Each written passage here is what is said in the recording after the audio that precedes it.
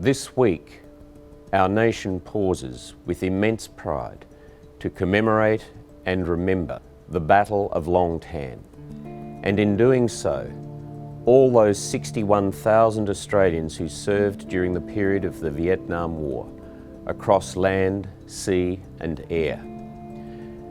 At the Battle of Long Tan, 108 men, 105 of D Company 6 RAR and 3 New Zealanders in monsoonal driving rain took on an overwhelming force of Viet Cong. Supported by the professionalism of Australian and New Zealand artillery, the courage of Royal Australian Air Force helicopter pilots and crews, at its end would be 18 Australian dead, almost 25 wounded.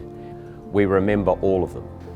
There are always lessons to be learnt from wartime, and Vietnam, of course, is now in the past, 50 years in the past, but a lot of things that we did then are now being used as standard operations today.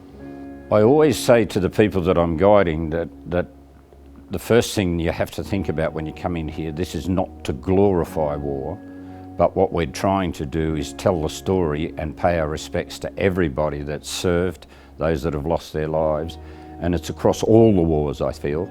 And of course, certainly this gallery helps us tell the story of Vietnam. One of the things that does come quite often is people's thanks, especially when they find out that I'm a Vietnam veteran. So there will be that older group that would have been adults in the Vietnam era, and they will say to me, "Thank you very much." I flew this helicopter behind us here in 1967.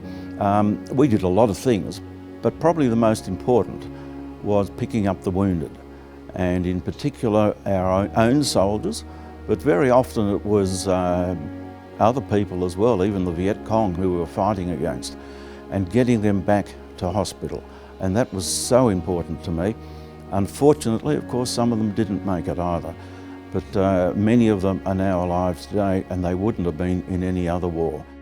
For Vietnam Veterans Day, which we mark on the 18th of August, the anniversary of the Battle of Long Tan, we remember all of them, all of those who served, the 521 who died, and those who returned to a country bearing wounds, the healing of which was made more difficult by the deep divisions that emerged in our society through the period of the war.